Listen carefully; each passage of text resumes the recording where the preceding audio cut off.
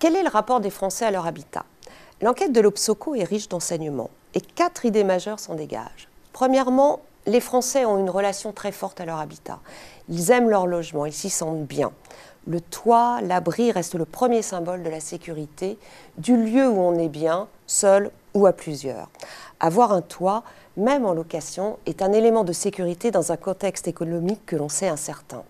C'est pourquoi, même si le logement est le premier poste du budget des ménages, avec 19,3% de la consommation, les Français se déclarent à 91% satisfaits de leur logement. Bref, dépenser pour son logement trouve sa contrepartie dans le fait de s'y sentir bien. Deuxième enseignement, les Français sont satisfaits de la manière dont leur logement est équipé, dont il est meublé et dont il est décoré. Mais des facteurs clivants apparaissent. Par exemple, les femmes sont un peu moins satisfaites que les hommes, en particulier pour ce qui est de l'ameublement. En matière de décoration, les 25-34 ans se déclarent les moins satisfaits. Et dans l'aménagement, les solos sont de très loin les moins satisfaits. Mais les écarts sont modestes. En revanche, les écarts sont bien plus significatifs entre les locataires et les propriétaires. 92% des propriétaires sont satisfaits de l'équipement de leur logement, contre seulement 83% des locataires. Alors, bien sûr, des perceptions négatives ressortent de notre enquête. 19% des personnes interrogées voudraient quitter leur logement. Et pour 16% d'entre elles, le logement est synonyme de dépenses et de soucis. Un portrait se dessine de l'insatisfait de son logement. C'est un locataire qui vit en appartement, seul ou à deux, âgé de 18 à 34 ans. Ce sont aussi les ménages les plus âgés aux faibles revenus qui sont les moins satisfaits.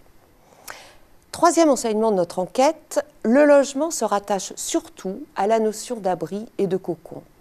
Le logement, c'est un lieu d'excellence de la rassurance. Pour 60% des personnes interrogées, l'habitat est un abri. En clair, l'habitat fournit une protection matérielle. C'est à la fois un patrimoine et une sécurité pour l'avenir, et ce d'autant plus pour les locataires. Mais l'habitat apporte surtout une protection immatérielle. Et à quoi les Français sont-ils le plus sensibles chez eux? Eh bien, à l'atmosphère. L'atmosphère arrive très largement en tête avec un score de 75% des personnes interrogées. Ce score devance largement l'intérêt pour l'ameublement et pour la décoration. Un peu comme si les logiques statutaires étaient passées au second plan.